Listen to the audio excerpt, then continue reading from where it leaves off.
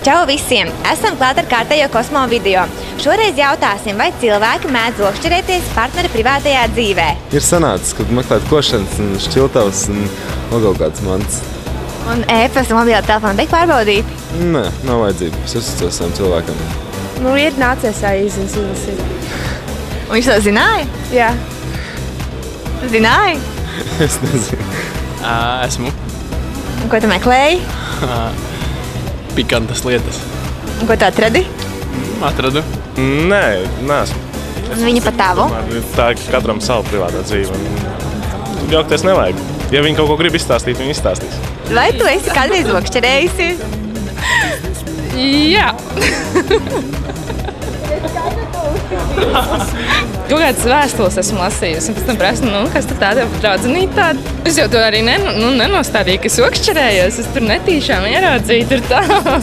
Okšķerējās tiem, kuriem atstāja speciāli, piemēram, telefons, atstāja speciāli kaut ko tādu redzamās vietās.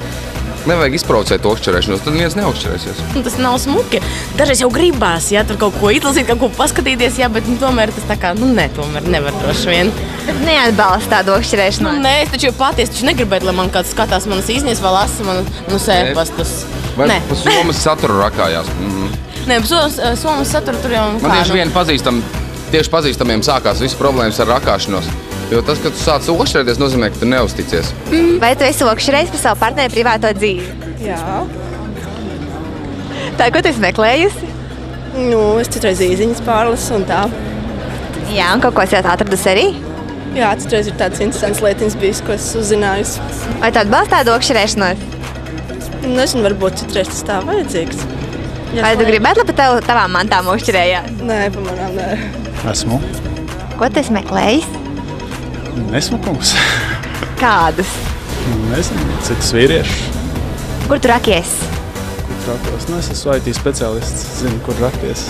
Tātad pa datoru vairāk, jā? Jā. Atklāja viņai, ka esi okšķerējies, jā? Sākumā nē, pēc tam vienkārši neizturēju. Un ko viņi darīja? Ko viņi darīja? Tagad esmu šķirtenis. Nē, nekad neesmu to darījusi. Neuzskatu to par vajadzību. Jūtos ļoti stabili, tāpēc nav variantu, nav vajadzību. Un pa tavām mantām kāds ir okšķerējies?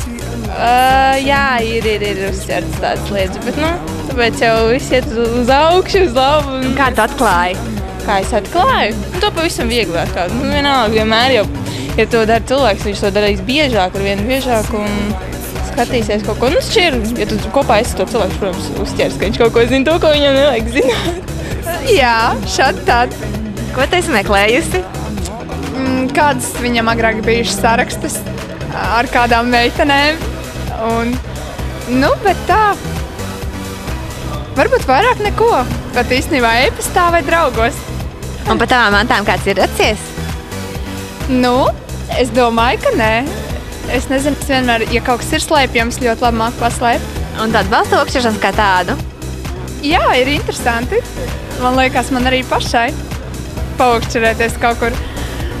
Kā izrādījās, dažreiz cilvēki mēdz okšķerēties par savu partneri privāto dzīvi, kaut arī ne visi to atbalsta. Arī turpmāk tiekamies Kosmo LV.